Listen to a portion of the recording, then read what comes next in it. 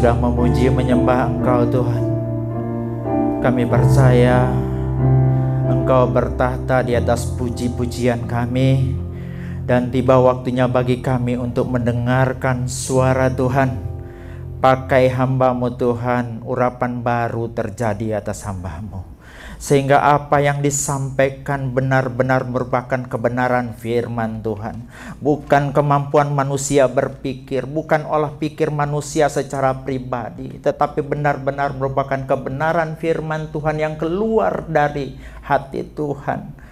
Karena itu Tuhan, mari Engkau berbicara melalui hamba-Mu ini. Tutup bungkus hamba-Mu dengan kuasa Roh-Mu yang kudus. Dan persiapkan juga setiap hati kami yang mendengarkan firman Tuhan. Biarlah hati kami menjadi tanah yang gembur, yang siap ditaburi benih kebenaran firman Tuhan. Karena kami tahu Tuhan, firman-Mu mampu mengangkat di saat kami jatuh. Firman-Mu menjadi suluh dan pedoman dalam kehidupan kami. Karena itu Tuhan, pada saat ini segala roh-roh lain yang berusaha mengganggu konsentrasi kami, fokus kami untuk mendengarkan firman Tuhan. Karena itu Tuhan, kami bersatu hati menolak kuasanya di dalam nama Tuhan Yesus Kristus keluar dari ruangan ini. Sehingga benar-benar kami bisa fokus hanya untuk mendengarkan sabda Tuhan. Berfirmanlah ya Tuhan, karena kami semua siap untuk mendengarkannya. Amin. Silakan bro.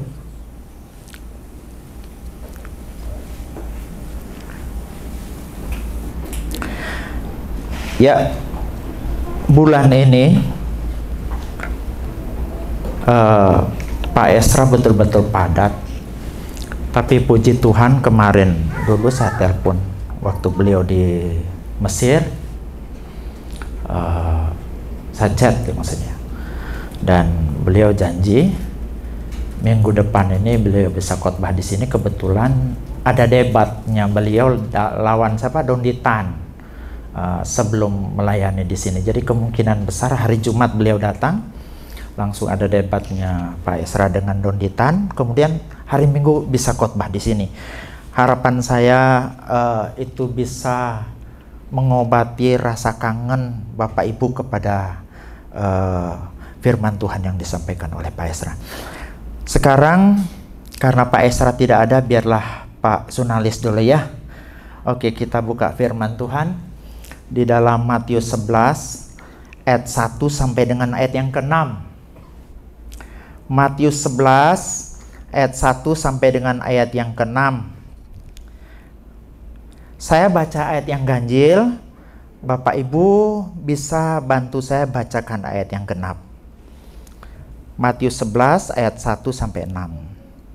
Setelah Yesus selesai berpesan kepada ke-12 muridnya, pergilah ia dari sana untuk mengajar dan memberitakan Injil di dalam kota-kota mereka. Ayat yang kedua.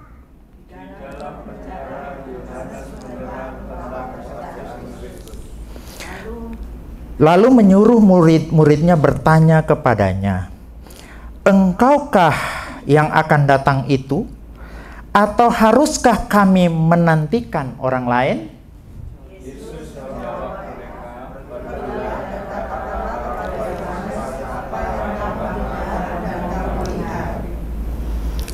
Orang buta melihat, orang lumpuh berjalan, orang kusta menjadi tahir, orang tuli mendengar, orang mati dibangkitkan, dan kepada orang miskin diberitakan kabar baik.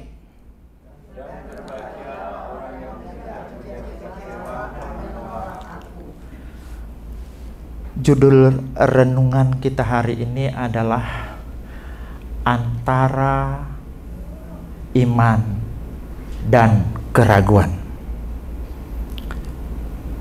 Bapak Ibu, pada kesempatan kali ini coba ya, kita akan belajar benar-benar secara mendalam tentang pribadi Yohanes. Kita harus menggali siapa Yohanes itu sebelum kita memahami kenapa dia bisa ragu terhadap Yesus yang adalah Mesias.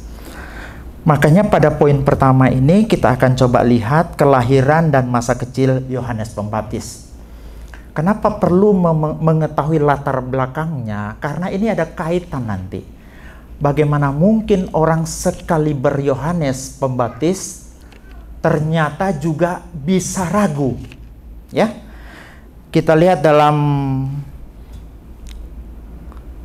Lukas 1 ayat 18. Ternyata Yohanes Pembaptis ini memang sudah unik sedari lahir.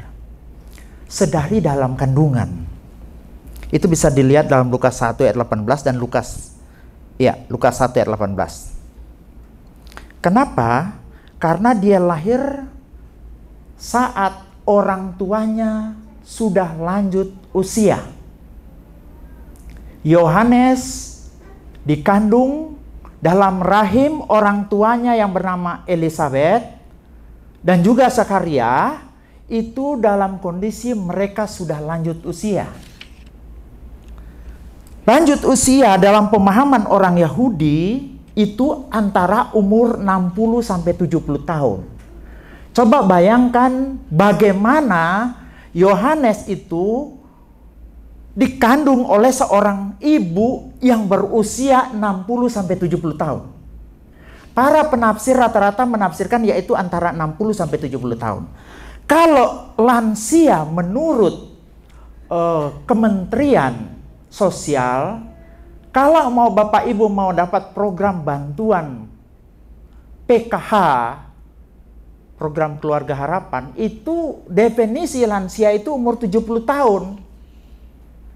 Tetapi kalau Badan Pusat Statistik mengatakan bahwa umur lansia itu 60 tahun. Tapi kalau mau dapat PKH, Kementerian Sosial memberikan batasan untuk lansia itu adalah 70 tahun. Jadi Yohanes bayangkan dikandung oleh seorang nenek. Uniknya. Yang pertama. Yang kedua, sejak dalam rahim sudah dipenuhi Roh Kudus. Wangel loh cari orang kok bisanya sudah dari dalam perut sudah dipenuhi Roh Kudus. Nanti bisa dilihat Lukas 1 ayat 15. Suatu saat Maria datang mengunjungi Elisabet karena Maria dan Elisabet ini adalah sepupu. Dari Galilea sana, dari Nazaret, Maria berkunjung ke Elisabet. Elisabet dengan Zakaria ini tinggal di Yudea, beda provinsi. Galilea sebelah utara, Yudea sebelah selatan, di tengah-tengah ada Samaria. Lumayan perjalanan yang begitu jauh ditempuh oleh Maria untuk pergi ke lokasinya atau tempat tinggalnya Elisabet dan Zakaria. Ketika masuk ke rumah Elisabet dan Zakaria, ketika Maria mengucapkan salam, mungkin salamnya saya tidak tahu persis apakah pakai bahasa Ibrani, Shalom Aleihim, atau bahasa Arab barangkali Assalamualaikum, masuk rumahnya. Ya, tiba-tiba janin atau bayi yang masih dalam perut daripada Elisabet itu melonjak. Ya, coba lihat dalam Lukas 1 ayat 41 dikatakan melonjak. Nah, kata melonjak ini sebenarnya berasal dari kata skirtau ya, yang bisa diartikan melompat atau bergerak kegirangan. Saya cuma mau sampaikan di sini kenapa saya perlu ulas sedikit ini. Rupa-rupanya ketika Maria ibu Yesus itu datang, di dalam rahim Maria itu Yesus mulai ada, makanya selisih umur antara Yohanes dengan Yesus itu 6 bulan. Ketika dia melonjak itu, apa yang mau disampaikan di situ? Sepertinya seorang Yohanes Pembaptis sedari dalam perut sudah mengenal siapa Yesus. Bisa paham ya? Sedari dalam perut dia bisa mengenal. Walaupun nanti dalam Injil Yohanes sering dia mengatakan dia tidak kenal. Itu sebagai bentuk ekspresi kerendahan hati daripada Yohanes. Yang kedua, yang perlu kita mengerti tentang masa kecil Yohanes Pembaptis. Besar kemungkinan Yohanes Pembaptis ini tidak lama diasuh oleh orang tuanya. Karena umurnya orang tuanya sudah lansia waktu itu. Makanya tidak heran masa kecilnya itu jarang diceritakan, nanti muncul tiba-tiba di padang gurun. Ada kemungkinan besar karena berkaitan dengan nasirnya si Yohanes ini dibawa oleh orang sekte Esseni atau jemaat Qumran. Walaupun banyak juga penafsir yang menyangkali hal itu, menganggap tidak ada hubungan antara Yohanes Pembaptis dengan sekte Esseni dengan atau jemaat Qumran dengan Yohanes. Jadi yang saya mau sampaikan di sini apa? Yohanes dari kecil itu sudah dipenuhi Roh Kudus. Yohanes itu dari dalam perut sudah kenal, dalam tanda petik, siapa Yesus. Kalau begitu, betapa istimewanya Yohanes Pembaptis ini. Yang kedua kita pelajari ini. Nanti kita akan belajar di poin ketiga dan keempat yang akan kita tekankan ya. Pelayanan Yohanes Pembaptis. Alkitab menyatakan bahwa Yohanes Pembaptis itu melayani di tempat di padang gurun. Lukas 1 ayat 80. Adapun anak itu bertambah besar dan makin kuat rohnya, dan ia tinggal di padang gurun sampai kepada hari ia harus menampakkan diri kepada Israel. Jadi tempat pelayanan itu di padang gurun. Di Israel sana ada 4 sekte. Satu sekte yang pertama namanya Farisi, ini sekte mayoritas. Sekte kedua itu namanya Saduki. Kalau Bapak Ibu kenal Imam Besar Hanas dan Kayafas, itu sektenya Saduki. Yang ketiga itu ada sekte Esseni atau jemaat Qumran. Mereka itu mengasingkan diri, hidup secara asketik di padang gurun dan di gua Qumran. Yang keempat itu ada sekte Selot. Ini sekte garis keras. Inginnya merdeka terus dari Roma, makanya berupaya melakukan perlawanan terhadap penjajah Romawi waktu itu. Nah, walaupun Yohanes itu khotbahnya, pelayanannya itu tempatnya di padang gurun, anehnya dia sangat populer, sangat dikenal oleh orang banyak. Ini saya kaget Bapak Ibu melihat bagaimana orang-orang melihat berusaha bertemu dengan Yohanes. Bisa dilihat dalam Markus 1 ayat 5. Lalu datanglah kepadanya orang-orang dari seluruh daerah Yudea dan semua penduduk Yerusalem, dan sambil mengaku dosanya mereka dibaptis di Sungai Yordan. Jadi rupa-rupanya nih Yohanes ini pengkhotbah populer walaupun tempat lainnya di padang gurun. Kalau sekarang banyak orang pengen populer, betul? Saya berapa hari lalu lewat di beranda saya, ada seorang pendeta, saya tidak tahu pendeta siapa namanya, kerjaannya di TikTok sambil nyanyi gini-gini dia. Kemudian minta apa? Saweran gip-gip. Gini-gini terus. Saya batinku begini. Ini pendeta dari mana kok ngerusak citra Kristen, minta gip-gip dan pengen terkenal. Sementara Yohanes itu ketika dia lurus-lurus jadi hamba Tuhan, menyampaikan kebenaran walaupun di padang gurun juga bakal terkenal. Di sini saya memahami bahwa popularitas itu bonus dari Tuhan. Yang selanjutnya pakaian. Coba kita lihat pakaiannya. Yohanes itu dikatakan berpakaian apa? Jubah bulu unta dan ikat pinggang kulit. Dulu saya pikir jubahnya itu dia pakai kulit unta begitu. Ketika kulit unta habis dijemur, dibuat baju olehnya. Ternyata yang dimaksud di sini adalah jubah bulu unta. Jadi bulu unta itu yang ditenun, ya, bukan kulitnya unta. Ini supaya kita pahami dulu. Yang kemudian ikat pinggang kulit. Nah, kalau melihat dari pakaiannya, kita akan mengerti bahwa ternyata ada hubungan antara Yohanes Pembaptis dengan Elia dari sisi pakaiannya. Makanya tidak heran Yesus menganggap bahwa Yohanes itu adalah Elia. Coba kita lihat dalam 2 Raja-Raja 1 ayat 8. Jawab mereka, ia memakai pakaian dari bulu dan ikat pinggang kulit, melingkari pinggangnya. Raja berkata, itu adalah Elia orang Tisbit. Jadi coba lihat bajunya Elia dengan bajunya siapa? Yohanes Pembaptis sama.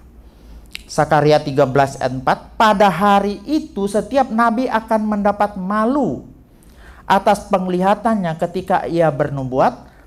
Dia tidak akan mengenakan jubah berbulu untuk menipu. Maksudnya apa? Pakaian bulu unta dan ikat pinggang kulit itu adalah pakaian nabi. Jadi zaman dulu itu nabi-nabi itu punya baju khusus. Mungkin sama seperti sekarang kalau pendeta punya baju khusus, ya. Orang yang sudah dilantik atau ditabiskan jadi pendeta biasanya punya baju toga. Ada toga yang besar yang kayak apa itu? Jubah yang dipakai pada sakramen. Ada juga toga mini yang ada cuma skolar putih di sini dikit. Itu dipakai oleh pendeta biasanya kalau pas melaksanakan sakramen kudus. Kemudian Elekot berkata begini, pakaian yang terbuat dari bulu unta, pakaian itu mungkin sengaja digunakan oleh pembaptis untuk menghidupkan kembali penampilan luar Elia yang adalah seorang pria berbulu dan mengenakan ikat pinggang dari kulit dan pakaian kasar yang merupakan ciri khas kehidupan nabi bahkan pada masa-masa selanjutnya. Berbeda dengan pakaian panjang orang Farisi dan pakaian indah dari ahli-ahli Taurat yang bergabung dengan istana Herodes. Sumpah Nasarite di Lukas 1 ayat 15 mungkin juga melibatkan rambut panjang dan lebat. Jadi ada penafsir yang menafsirkan bahwa Yohanes Pembaptis itu rambutnya memang panjang, nggak pernah dipotong. Lagi kita bahas, tadi berpakaiannya, sekarang kita bahas dulu makanannya. Nanti baru kita akan mengerti kenapa itu kita bongkar dulu. Makanannya. Alkitab mengatakan bahwa makanan dari Yohanes Pembaptis adalah belalang. Belalang, ya. Belalang ini menggunakan kata akris. Nah, untuk mengerti akris ini ada 3 pendapat yang harus kita tahu. Belalang yang pertama yang dimaksud bisa jadi adalah memang benar-benar belalang dalam arti dia ini adalah spesies hewan atau belalang atau serangga. Ini penafsir pertama. Jadi menganggap bahwa akris itu adalah belalang. Dan ini dikuatkan juga dalam pandangan dari kitab Wahyu yang menerjemahkan akris benar-benar sebagai belalang dalam arti sebagai spesies serangga. Dan kalau ini juga dimakan oleh Yohanes, tidak masalah karena memang belalang ini halal. Itu bisa dilihat dalam Imamat 11 ayat 22. Saya lihat di Jawa Tengah atau di mana, di Gunung Kidul, di mana? Ya, Gunung Kidul. Ternyata harga belalang itu lebih mahal dari daging sapi. Per kilonya itu 200 lebih, itu makanan elit di sana. Itu pun kalau dimakan oleh Yohanes Pembaptis tidak ada masalah karena memang belalang itu halal menurut Imamat 11 ayat 22 ya. Yang kedua, ada yang menganggap bahwa belalang itu adalah pohon belalang. Nah, pohon belalang ini gambarnya, ya. Ini Pak Esra pernah ke Israel nunjuk, dia petik satu ini loh pohon belalang. Ya, Pak Esra pernah metik gitu ya. Ini pandangan yang umum mengatakan bahwa yang dimakan oleh Yohanes ya pohon belalang, bukan belalang beneran tadi. Nama pohon ini adalah locust tree ya. Dalam bahasa Inggris sering disebut dengan Saint John bread, rotinya Santo Yohanes. Sebenarnya bahasa umumnya di sana disebut kerob. Adalah pohon atau semak dalam keluarga kacang-kacangan. Jadi ketika Yohanes makan belalang, kemungkinan kedua adalah dia makan pohon belalang ini bukan belalang beneran. Pendapat pertama mengatakan belalang beneran, pendapat kedua mengatakan pohon belalang. Yang ketiga, pendapat ketiga, belalang ini adalah pancake. Kok bisa begitu? Ini ditulis oleh Epiphanius, ya, pada abad keempat. Dia adalah seorang penulis Kristen. Dia mengatakan begini, belalang itu bahasa Yunaninya akris, ya. Sementara kue pancake itu yang mirip dengan mana itu bahasa Yunaninya enkris. Akris, enkris, mirip. Jadi yang dimakan oleh Yohanes itu adalah enkris, kue yang dimasak di dalam minyak zaitun, ya. Kue yang dimasak dalam minyak zaitun kemudian diolesi dengan madu. Jadi untuk makanan Yohanes ini ada 3 kemungkinan. Ada yang condong ke pandangan pertama, ada juga yang condong pada pandangan kedua, ada yang lebih menganggap bahwa makanan yang dimakan oleh Yohanes ini adalah olahan sejenis kue yang bernama enkris yang mirip roti mana.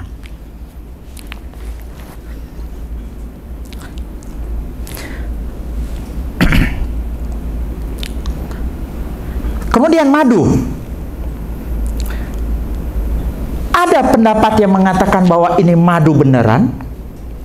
Ada juga pendapat yang mengatakan bahwa ini adalah getah dari pohon tamariska. Sama-sama kuat posisinya. Yang jelas, yang saya mau sampaikan, ketika dia makan belalang dan madu, ini menggambarkan betapa sederhananya Yohanes Pembaptis. Yohanes Pembaptis itu adalah orang yang sedari kecil sudah terbiasa menderita. Dilihat dari pakaiannya, dilihat dari makanan.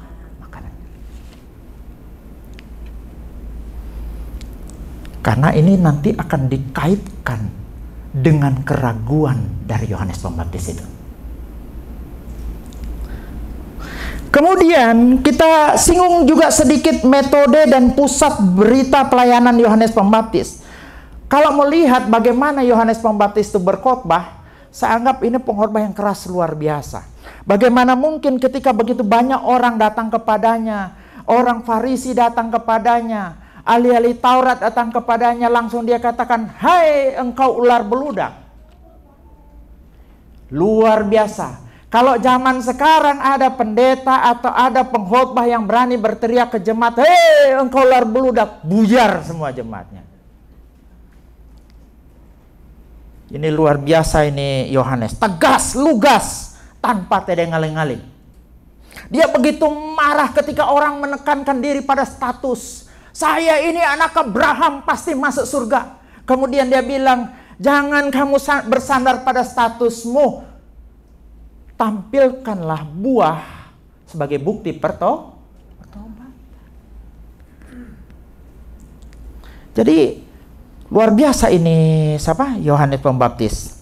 Isi khotbahnya Bapak Ibu coba lihat. Selalu ngomongin Yesus. Saya beri contoh Matius 3:11. Selalu berpusat pada Yesus. Aku membaptis kamu dengan air sebagai tanda pertobatan. Ya, lihat. Tetapi ia yang datang kemudian daripadaku, lebih berkuasa daripadaku, dan aku tidak layak melepaskan kasutnya. Ia akan membaptiskan kamu dengan Roh Kudus dan dengan api. Isi khotbahnya Yesus, Yesus. Bahkan besok lagi ini, coba kita lihat. Yohanes 1:9. Pada keesokan harinya Yohanes melihat Yesus datang kepadanya dan ia berkata, "Lihatlah anak domba Allah yang menghapus dosa dunia," dan seterusnya. Selalu isi khotbahnya Yesus, Yesus. Dengan kata lain memang tugasnya dia mempersiapkan jalan buat Yesus. Isi pemberitaannya adalah Yesus, Yesus, Yesus. Kalau zaman sekarang pengkhotbah isi beritanya banyak apa? Kesaksian dirinya ya. Saya kaget dengar Pak Esra kapan hari bilang, kalau khotbah nyeritain dirinya, anaknya kuliah di Aussie, kuliah di Amerika, kuliah di Belanda.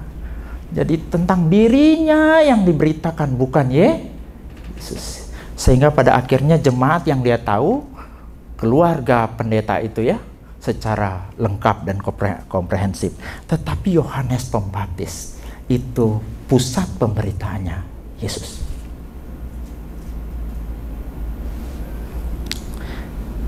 Sedikit lagi karakter Yohanes Pembaptis. Popularitas daripada Yohanes Pembaptis ini begitu tinggi. Sampai kemudian Yesus datang melayani. Sekonyong-konyong popularitas Yohanes Pembaptis itu runtuh. Semua pengikutnya lari kepada Yesus. Tapi apa yang dia katakan? Biarlah dia semakin bertambah, saya semakin berkurang. Luar biasa humble-nya, luar biasa rendah hatinya. Kita loncat pada poin yang ketiga, Pak Ibu ya.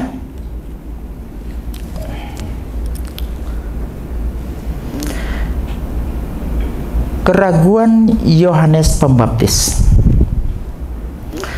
Dari poin ini kita akan bahas dulu siapa sebenarnya yang ragu di sini. Apakah Yohanes atau muridnya? Karena ada beberapa pandangan memang. Pandangan pertama mengatakan bahwa yang ragu di sini adalah muridnya. Karena muridnya ragu dengan kemesiasan Yesus, muridnya mengadu kepada Yohanes, dan sebagai jalan keluar atau solusinya, Yohanes menyuruh mereka pergi kepada Yesus untuk menanyakan masalah tersebut. Ada juga yang mengatakan bahwa yang ragu di sini adalah Yohanes sendiri. Dasarnya apa? Ya, dasarnya yang nyuruh pergi mengutus 2 murid itu kepada Yesus itu adalah Yohanes. Selanjutnya, pesan yang disampaikan oleh Yesus lewat murid-muridnya itu ditujukan kepada Yohanes. Ini membuktikan bahwa yang ragu itu adalah Yohanes. Pandangan ketiga, yang ragu itu Yohanes juga murid-muridnya. Kok begitu? Coba lihat baik-baik yuk sama-sama. Matius 11 ayat 3. Lalu menyuruh murid-muridnya bertanya kepadanya. Apa yang ditanya? Engkaukah yang akan datang itu, atau haruskah kami menantikan orang lain? Kata kami ini digunakan sebagai dasar bahwa yang ragu itu bukan cuma Yohanes, tapi sekaligus murid-murid. Saya ulangi, jadi ada 3 pandangan. Yang pertama ada yang mengatakan yang ragu di situ hanya murid-muridnya. Yang kedua ada yang mengatakan yang ragu di situ hanya Yohanes Pembaptis. Yang ketiga, dua-dua Yohanes dengan murid-muridnya. Nah, pertanyaannya mengapa kok bisa ragu gitu loh? Bukankah Yohanes sudah kenal Yesus dari dalam kandungan? Bukankah pusat pemberitaan daripada Yohanes itu adalah Yesus? Bukankah dia yang menyaksikan ketika Yesus dideklarasikan sebagai anak yang dikasihi oleh Allah Bapa? Itu Yohanes menyaksikan dengan mata kepalanya sendiri. Ketika Yesus dibaptis, Bapa berteriak dari atas, inilah anak yang kukasihi, kepadanya lah aku berkenan. Roh Kudus turun seperti burung merpati. Bukankah Yohanes saksi mata dari peristiwa itu? Tapi kenapa dia bisa ragu?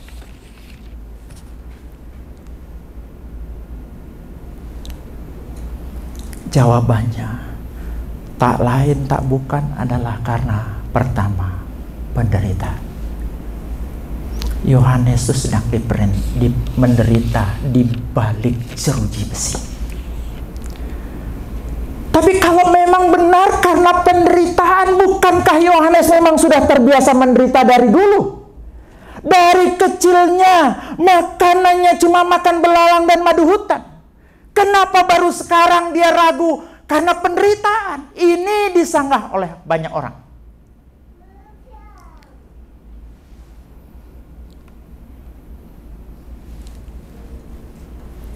Tapi yang jelas, biar bagaimanapun sesuai dengan pengalaman nabi-nabi yang lain, terkadang penderitaan yang begitu berat dalam kurun waktu yang begitu lama itu membuat ada keraguan yang bisa menyusup dalam diri kita. Kita berdoa begitu lama, Tuhan tolong saya, selamatkan usaha saya, dan kita tidak menemukan jawaban. Mulailah kita ragu, Tuhan, adakah Engkau? Benarkah Tuhan Maha Kuasa? Benarkah Tuhan Maha Baik? Benarkah Tuhan bisa menjawab doa saya? Benarkah Tuhan mau menjawab doa saya? Benarkah Tuhan punya kuasa menjawab doa saya? Sampai-sampai terkadang kita meragukan doa yang kita naikkan sendiri. Pernah Bapak Ibu ragu dengan doa yang dinaikkan sendiri? Habis tadi baru berdoa, tiba-tiba apa dijawab sama Tuhan ya? Apa Tuhan mau menjawab ya? Apa Tuhan punya kuasa menjawab doa itu ya? Saya dalam perjalanan di mobil dengan Ibu Yun, saya diskusi begitu. Pernah nggak kamu ragu dengan apa yang kamu doakan? Dia tanya saya, pernah. Kadang saya ragu RCC bisa maju. Seperti Tuhan berbicara sepertinya ya, saudara. Kalau memang begitu, ngapain kamu berdoa?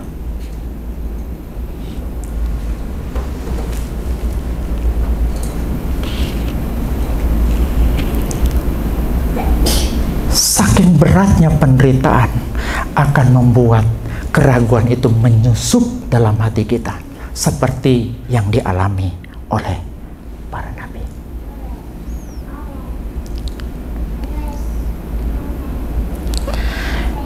Yang kedua adalah salah tafsir. Seharusnya yang kedua itu ya. Saya bacakan dulu. Yesaya 61 ayat 1. Roh Tuhan Allah ada padaku. Ya. Roh Tuhan Allah ada padaku, oleh karena Tuhan telah mengurapi aku. Ia telah mengutus aku untuk menyampaikan kabar baik kepada orang-orang sengsara dan merawat orang-orang yang remuk hati, untuk memberitakan pembebasan kepada orang-orang tawanan. Saya garis merah situ. Orang-orang yang terkurung, kelepasan dari penjara. Yesaya 61 ayat 1 ini diklaim oleh Yesus waktu dia memulai pelayanannya. Dia mengutip ini. Dalam pikiran Yohanes Pembaptis, dia memahami Mesias itu pasti dia mengerjakan seperti yang dikerjakan di dalam Yesaya 61 ayat 1 ini. Seharusnya Mesias itu yang mengerjakan semuanya itu. Merawat orang-orang yang remuk hati, memberikan pembebasan pada orang-orang tawanan, melepaskan orang dari penjara. Sekarang Yohanes di penjara. Dalam benak Yohanes, Mesias itu harusnya membebaskan dia dari penjara. Tapi kenapa dia tidak bebaskan dari penjara ini Yohanes oleh Mesias itu?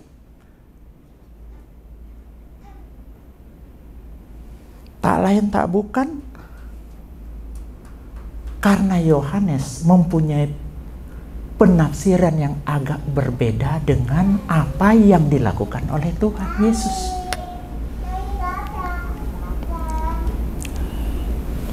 Seharusnya kalau memang Yesus itu Mesias, harusnya Yesus itu membebaskan Yohanes Pembaptis dari penjara. Kalau Yohanes Pembaptis tidak dibebaskan dari penjara, dalam pikiran Yohanes Pembaptis, besar kemungkinan Yesus itu bukan Mesias. Bisa paham? Makanya pergilah dia utus 2 murid ini untuk menanyakan itu kepada Yesus. Engkaukah Mesias itu atau kami harus menunggu yang lain? Banyak orang mempunyai pemikiran atau salah menafsirkan ayat-ayat dalam Alkitab yang pada akhirnya membuat dirinya ragu bahwa Yesus itu Mesias. Ada mualaf-mualaf cerdas katanya, ngambil ayat sepotong, tidak belajar hermeneutik secara baik, kemudian menafsirkan begitu rupa dan menarik kesimpulan bahwa Yesus itu bukan Mesias. Yesus itu bukan Allah, dia hanya manusia biasa. Makanya saya ogah nonton itu debat-debat yang mempunyai pola pikir berbeda dengan pola pikir orang Kristen. Yang ketiga, salah memahami cara kerja Tuhan. Yohanes ini khotbahnya apa sih? Coba kita lihat. Dia ngomong begini dalam Matius 3 ayat 10. Kapak sudah tersedia pada akar pohon, dan setiap orang yang tidak menghasilkan buah yang baik pasti ditebang dan dibuang dalam api. Yohanes ini selalu khotbah tentang penghakiman. Nanti kalau Mesias datang, kalian akan semua dihakimi. Yang tidak berbuah akan ditebang dan dibuang ke dalam api. Tapi faktanya ketika Mesias datang, cara pelayanan Mesias ternyata berbeda dengan ekspektasi daripada Yohanes ketika dia mengkhotbahkan cara kerja Mesias. Dia pikir bahwa Yesus akan menghakimi dan main sikat begitu dan menghukum orang sedemikian rupa. Tapi anehnya, Yesus melayani dengan kasih dan lemah lembut. Disinilah keraguan dari Yohanes itu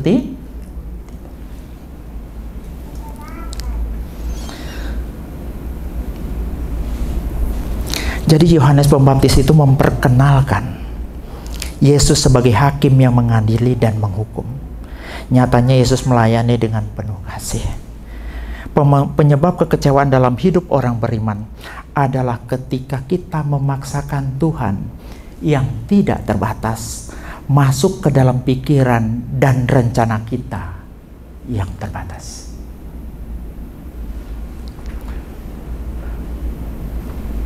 Maunya sikat, tebang, buang ke dalam api. Tapi cara kerja Tuhan ternyata berbeda. Dia melayani dengan kasih, dia melayani dengan lemah lembut. Kita tidak bisa paksakan cara kerja Tuhan mengikuti mau kita, mengikuti cara kerja kita. Hari Rabu Kamis kemarin saya bagikan firman Tuhan di tempat Bu Edi tentang cara kerja Tuhan.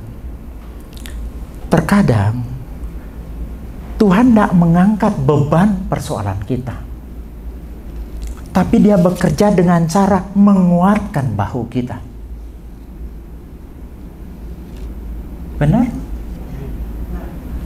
Dia tidak bekerja mengangkat beban hidup kita. Beban apapun itu, mungkin beban utang piutang, beban keluarga, beban ekonomi, beban pekerjaan, dan beban semuanya. Tuhan tidak ringankan itu beban, tapi dia berikan kita kemampuan, memberikan kita bahu yang kuat untuk mengangkat beban tersebut. Bukankah Tuhan bebas dengan caranya?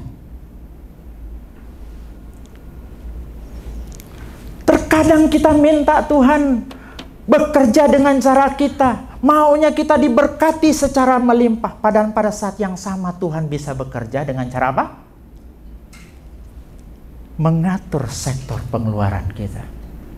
Bangsa Israel berjalan di padang gurun, dia tidak belikan baju baru, bangsa Israel. Dia tidak kasih sepatu baru. Dia tidak belikan celana yang baru atau Tuhan melakukan mujizat membuat celana yang baru. Tapi yang Tuhan lakukan adalah membuat sepatunya awet, membuat bajunya awet, membuat segala sesuatunya awet. Bukankah Tuhan bebas dengan caranya bekerja?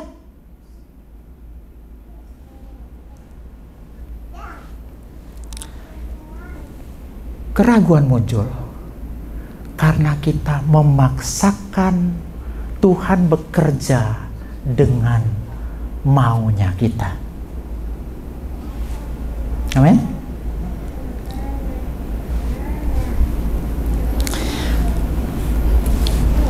Padahal Tuhan menginginkan sebaliknya, kita yang terbatas masuk dan berserah ke dalam rencana dan kehendak Tuhan yang tidak terbatas. Yang ketiga, objek keraguan Yohanes Pembaptis. Dengan sederhana saya mau katakan, apa sih sebenarnya yang diragukan oleh Yohanes Pembaptis ini? Apakah sifat Yesus? Apa yang Yesus kerjakan? Atau sebenarnya hakikatnya Yesus? Kalau kita melihat tadi, engkaukah yang akan datang itu, yang saya warnai ungu itu, jadi kelihatan benar bahwa yang diragukan oleh Yohanes Pembaptis itu adalah hakikat atau kemesiasan daripada Yesus. Namun demikian dalam kehidupan sehari-hari kita, terkadang bukan cuma itu yang kita ragukan. Terkadang kita ada waktunya kita meragukan kebaikan Tuhan. Ketika kita mengalami hal-hal yang mungkin tidak mengenakan, kita mulai ragu. Benar ya enggak Tuhan itu baik? Benar nggak Tuhan itu peduli? Benar nggak Tuhan itu mau menjawab doa kita?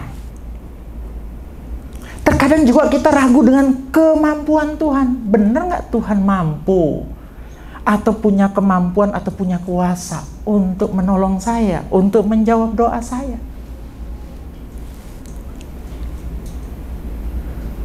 Terkadang juga kita ragu dengan doa yang kita panjatkan. Bahkan ada waktunya jika keraguan itu terus, kita akan sampai suatu titik di mana kita ragu pada adanya Tuhan. Orang yang tidak percaya adanya Tuhan namanya orang ateis.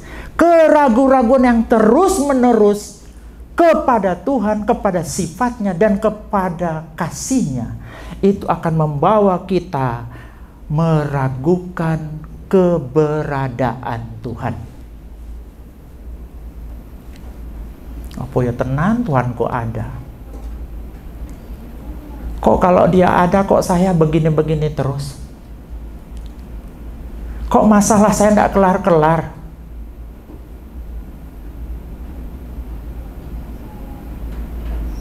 Kalau memang Tuhan peduli dengan hidup saya, kenapa saya tidak mengalami terobosan?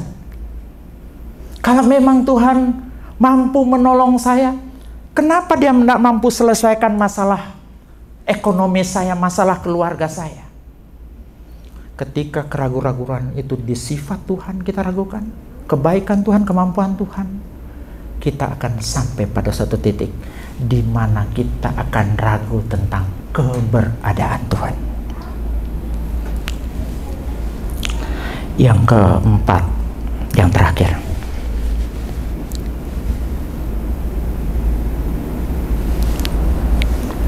kematian Yohanes Pembaptis.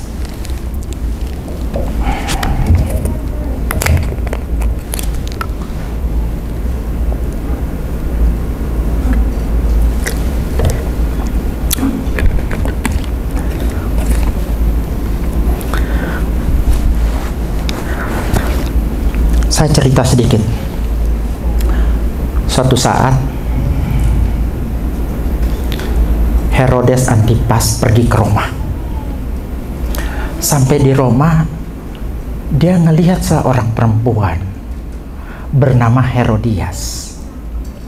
Herodias ini adalah iparnya Herodes Antipas, istri daripada adiknya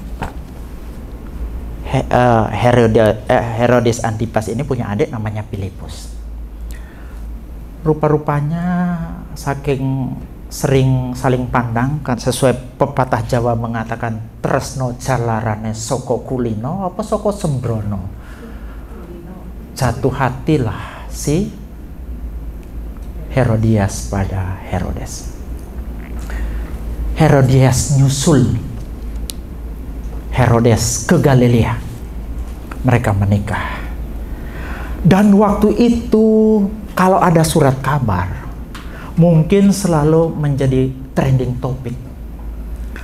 Isu bagaimana Herodes menikahi istri saudaranya. Dalam situasi yang kayak begitu, Yohanes sebagai seorang nabi menyuarakan suara kenabiannya, menegur berkali-kali Herodes. Dia menyatakan bahwa pernikahan model semacam itu melanggar hukum Yahudi. Herodes tersinggung, Herodias tersinggung karena privasinya diganggu oleh Yohanes Pembaptis. Kemudian Yohanes Pembaptis ditangkap dan dimasukkan ke dalam penjara. Itu tahun 27 Masehi.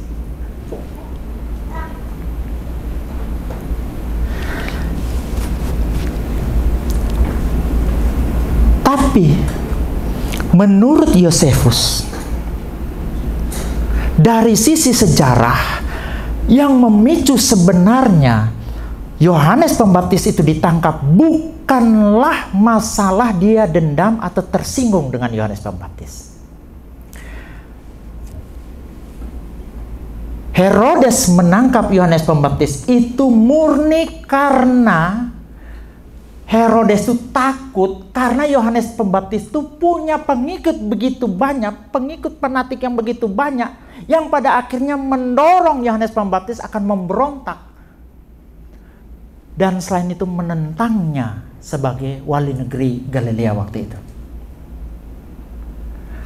Dan takutnya pemberontakannya sampai melawan kerajaan Romawi. Tentunya membahayakan posisi dari Herodes. Ini menurut catatan Yosefus.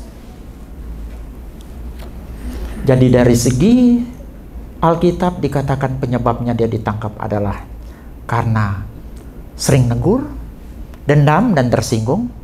Tapi dari sisi sejarah karena takut Yohanes Pembaptis akan memberontak terhadap Romawi. Di mana Yohanes dipenjarakan? Di benteng Machaerus, ya. Itu benteng dekat Laut Mati di Yordania modern. Dan bagaimana caranya? Dia dibunuh oleh Herodes. Jadi pas nari-nari seluruh teman-teman Herodes diundang. Tiba-tiba anak dari Herodias itu nari-nari di depan Herodes. Nama anak itu Alkitab tidak cantumkan. Tetapi dalam sejarahnya Yosefus, anak itu bernama Salome. Jadi Salome ini nari-nari depannya Herodes. Kemudian, apa yang kamu minta tak kasih? Setengah kerajaanku pun saya kasihkan buat kamu. Akhirnya Herodias, mamanya yang punya dendam, bisik sama anaknya, kalau bisa saya minta kepalanya Yohanes Pembaptis dipenggal dan ditaruh di atas pinggan. Baki begitu barangkali ya. Nampan atau apa ya. Jadi itu jalan ceritanya bagaimana Yohanes Pembaptis itu mati. Saya merenung. Muncul pertanyaan dalam benak saya. Dan ini membuat air mata saya berlinang tadi malam ketika merenungkan firman Tuhan ini. Pertanyaannya begini. Bagaimana bisa Yohanes Pembaptis yang mengabdikan seluruh hidupnya untuk membuka jalan bagi Mesias dibiarkan mati dengan cara yang tragis? Yang saya renungkan, macam mana Tuhan? Orang yang dari lahir Dan selama hidupnya mengabdikan diri untuk membuka jalan bagi Sang Mesias, kau biarkan mati dengan cara yang tragis.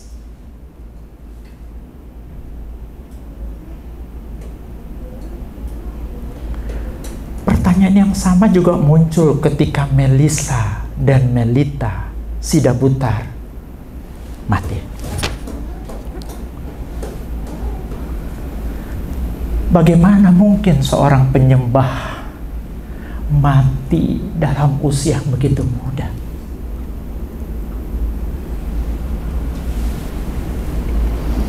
Kalau kita berpikir secara manusia, kenapa Tuhan Engkau tidak biarkan Yohanes bekerja dan melayani lebih lanjut? Bukankah akan begitu banyak orang dimenangkan, banyak orang dibawa kepada Tuhan, banyak orang akan bertobat dibuatnya? Kalau Yohanes itu umurnya panjang, kenapa Engkau tidak bisa selamatkan dia?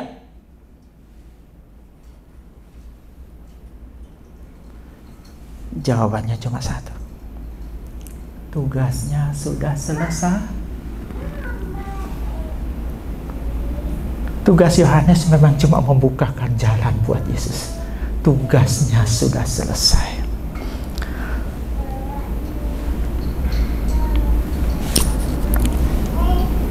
Saya ngutip kata-kata dari Melisa kepada Melita. Apa sih yang mau dicari di dunia ini? Gak ada. Semua hanya bonus dari Tuhan. Goals kita bukan untuk hebat di dunia, tapi goal kita adalah hidup yang kekal bersama Tuhan Yesus. Goal Yohanes ketika dia melayani di dunia adalah ujung-ujungnya tetap tinggal bersama dengan Yesus di surga.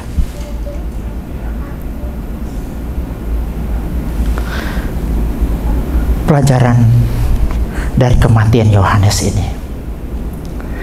Pertama, bukan perkara kuantitas umur yang penting, tapi kualitas umur. Biar singkat, asal berkualitas dan tuntas. Mungkin kita berpikir dengan umur panjang kita bisa melaksanakan tugas Tuhan. Tapi jangan lupa, meskipun umur yang Tuhan berikan kepada kita singkat, asal umur itu kita isi dengan hal-hal berkualitas.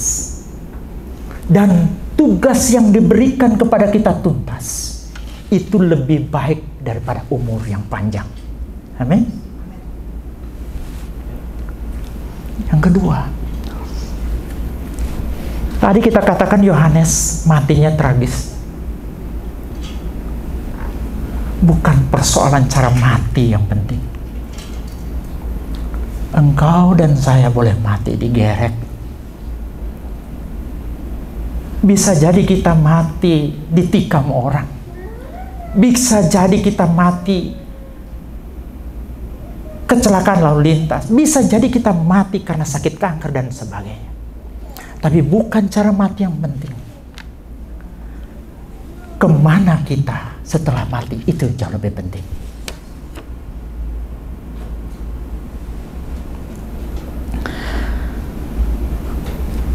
Bukan persoalan seberapa banyak yang melayat.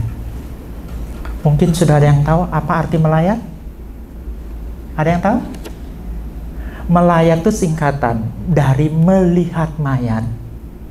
Ya, melayat itu singkatan dari melihat mayat. Jadi bukan persoalan seberapa banyak yang melayat waktu kita mati. Bukan persoalan seberapa banyak yang antar kita ke kuburan. Yang paling penting, siapa yang jemput kita di alam sebelah sana. Ini yang pelajaran yang kita dapat dari Yohanes. Jadi saya mau simpulkan begini, pelajaran rohani dari semua pelajaran kita hari ini. Setiap orang punya panggilan khusus.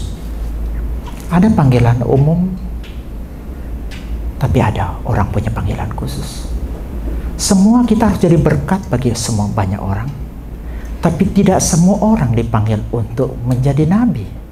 Tidak semua orang dipanggil menjadi rasul. Tidak semua orang dipanggil jadi pendeta. Tidak semua orang dipanggil jadi pengusaha. Dan seterusnya. Setiap kita punya panggilan khusus. Kalau Tuhan yang memanggil kita secara khusus, pasti Dia perlengkapi kita dengan segala sesuatu yang kita butuhkan. Yang kedua, dari pelayanan Yohanes Pembaptis kita belajar tentang popularitas ya, atau populer. Populer tapi tetap rendah hati, sederhana dan berpusat pada Kristus. Boleh kita populer, itu bonus dari Tuhan. Dari Yohanes kita belajar, populer tidak membuat dia menjadi pribadi yang berubah. Dia tetap rendah hati, dia tetap sederhana dari sisi makanan dan pakaian, dan juga tetap pemberitaannya itu berpusat pada Kristus. Selanjutnya, dari keraguan Yohanes Pembaptis kita belajar bahwa tidak ada orang yang kebal terhadap keraguan. Orang yang kenal Yesus dari sejak lahir, isi pemberitaannya semua tentang Kristus. Bahkan dia menjadi saksi mata ketika kemesiasan Yesus dideklarasikan.